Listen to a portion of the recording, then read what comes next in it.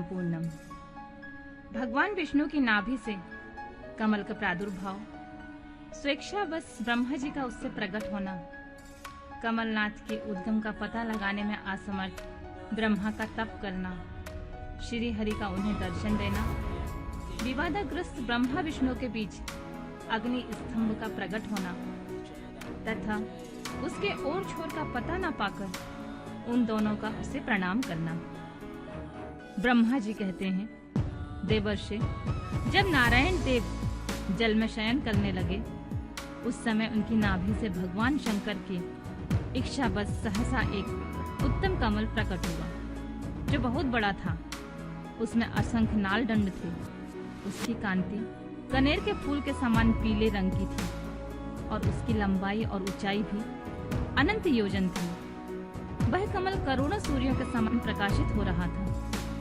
सुंदर होने के साथ ही संपूर्ण तत्वों से भी युक्त था और अनंत अद्भुत परम रमणीय, दर्शन के योग्य तथा सबसे उत्तम था।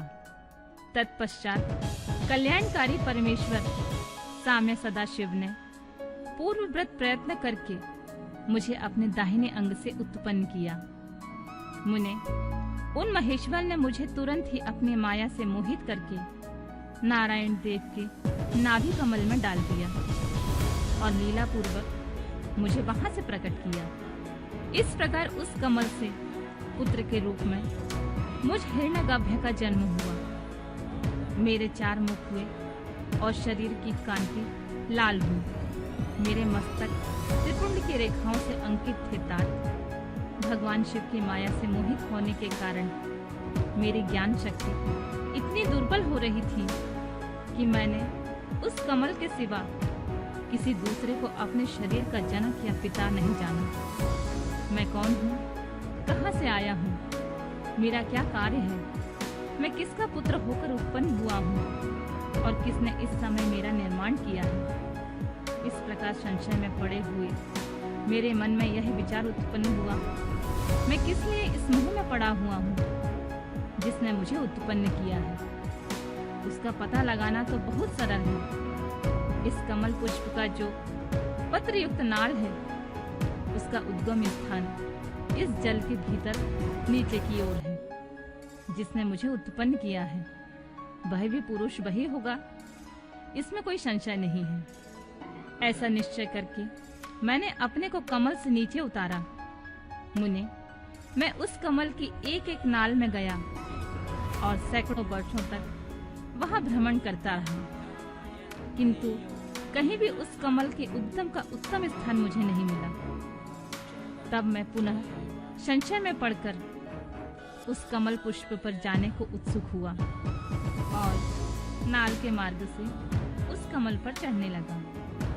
इस तरह बहुत ऊपर जाने पर भी मैं उस कमल के कोश को ना पा सका। उस दशा में मैं और भी मोहित हो उठा। मुने, उस समय भगवान शिव की इच्छा से परम मंगलमय उत्तम आकाशवाणी प्रकट हुई जो मेरे मोह का विध्वंस करने वाली थी। उस वाणी ने कहा, तब तपस्या करो। उस आकाशवाणी को सुनकर मैंने अपने जन्मदाता पिता का दर्शन करने के लिए उस समय पुनः प्रयत्न पूर्वक 12 वर्षों तक घोर तपस्या की।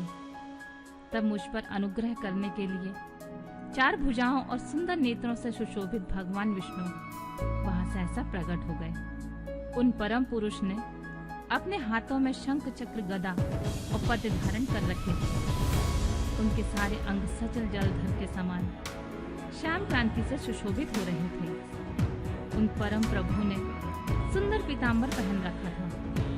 उनके मस्तक और अंगों में मुकुट आदि महामूल्यवान शोभा आभूषण पाते थे। उनका मुखार बिंदु प्रसन्नता से खिला हुआ था। मैं उनकी छवि पर मोहित हो रहा था।